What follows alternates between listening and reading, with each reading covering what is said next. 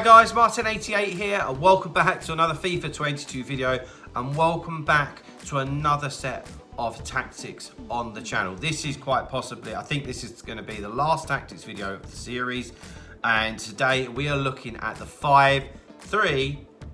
Now, some of you might not agree with this. If it's not for you, then of course switch off. But 5-3-2 is definitely a formation that I think could help a lot of new people, and that's one of the reasons why I'm doing this video today, because I've actually had a lot of messages from people that have just started playing FIFA or have started in the last few weeks. And let's be honest, let's be real to some of you more experienced guys, if a new person is starting to play it, like, they're going to struggle badly. And I just feel that a 5-3-2 is just going to help that new person just grab a couple of wins, which is all they want, to get some rewards, because obviously it's a lot sturdier and it's a lot more secure defensively and difficult to break down. So you can see on screen at the moment that 5-3-2. This is how I would set it up. So I sometimes play 5-2-1-2, which isn't too dissimilar. For me, 5-2-1-2 is just a little bit more attacking, but that's how I would set it up, okay, on screen. So let's get straight into the tactics, and I will run it through for you.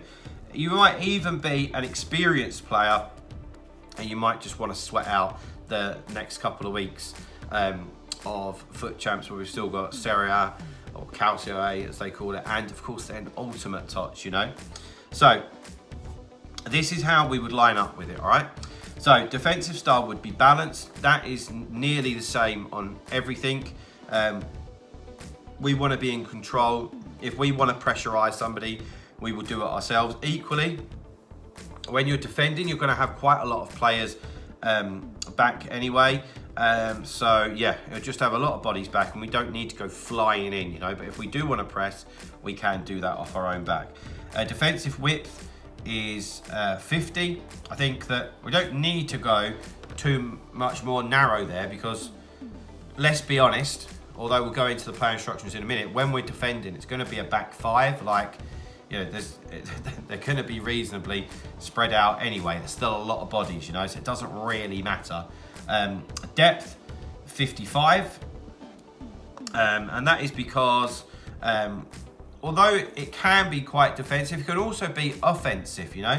And where we've got that, we don't want to sit back. You can be a sitting duck in these formations. So we want to try and be on the front foot a little bit. It's about that fine balance. So just having the depth on 55 will just allow us to step up the pitch that little bit more, okay, to engage with the opposition when they get the ball.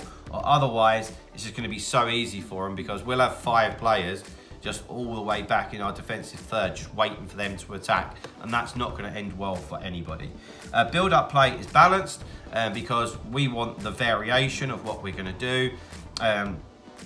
In terms of if we're going to slow it down, because you can slow it down with this, because you've got a lot of options at the back, or if we're going to hit a long through ball to one of our attackers, or try and play quickly through the middle, like into our central midfielders, then into our attackers, we've got that option.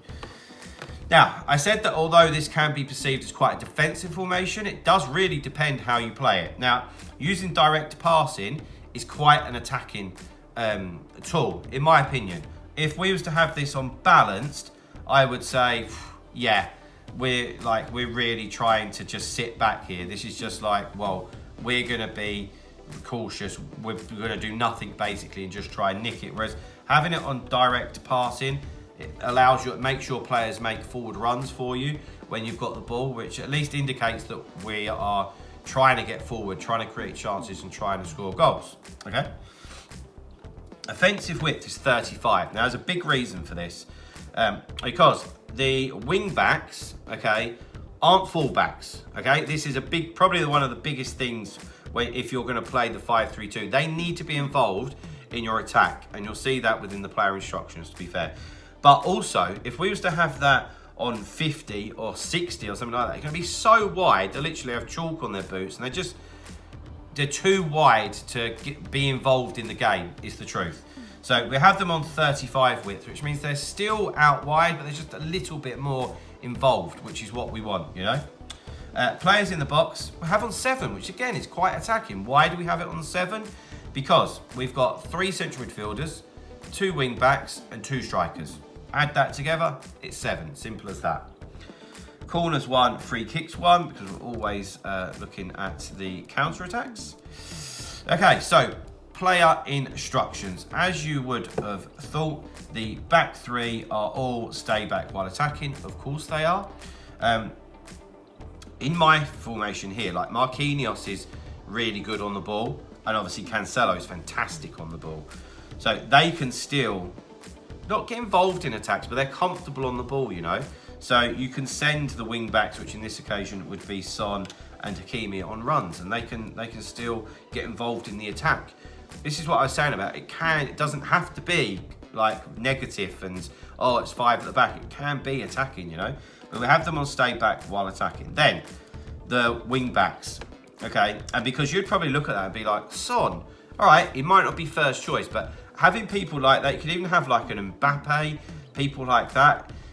They're not fullbacks, and that's why they're on balanced attack, okay? If you have that on stay back while attacking, we are asking for trouble. If that was stay back while attacking, no, we just, you're going to be, like I said, a sitting duck, you know? You're just going to have 5 defenders, and you're just waiting for it, and you're going to concede. So, yeah, balanced attack is the way forward for that.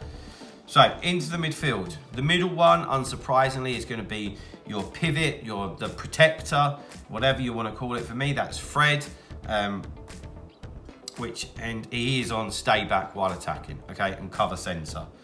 Just to provide that bit of protection in front of the back 3. And also, if you've got the wing backs going and the other 2 centre mids, it's someone to bring the ball back to in the middle that can just dictate the play, okay? It's really, I like doing that as well, to be honest. It's good. That's the luxury that you have if you're playing a formation with 3 central midfielders, okay? Okay, so then the other 2 need to be attacking minded. And we've got Ronaldinho and Kevin De Bruyne, which is up there in terms of attacking play.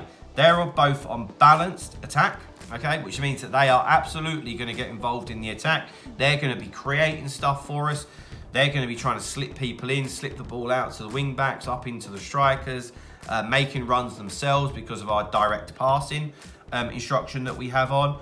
And they can both hit one from range, which is important, you know, so they're both carrying a goal threat.